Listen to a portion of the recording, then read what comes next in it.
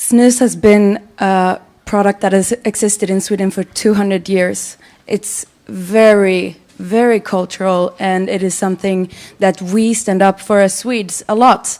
The main example of this is when we were about to join the European Union, and we said, well, only if we get to keep our snus. And I think this is the cultural part. And I think this is important to keep in mind, that the cultural part is not whether other countries can also benefit from snus and nicotine pouches, but the cultural part is that we fought for it.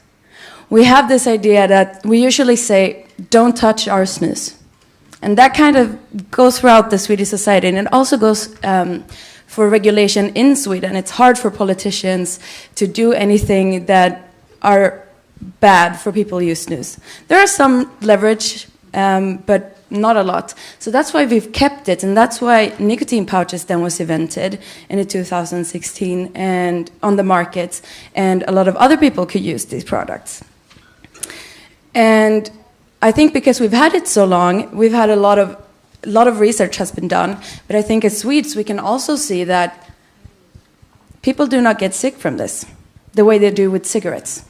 We see it. That's the interesting part. We see it for ourselves. So even though the main average Swede does not know about the studies and facts and science that we are sitting here and talking about, a lot of the Swedes know it because we see it. We see it from our friends that have been smoking and then turn to nicotine pouches or snus instead. And I think that matters.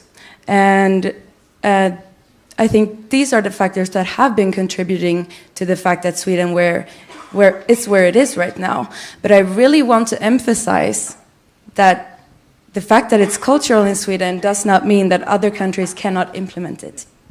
It is completely possible to do so. We see that it has spread a lot all over the world where it is allowed. For example, in the US, it's really catching on.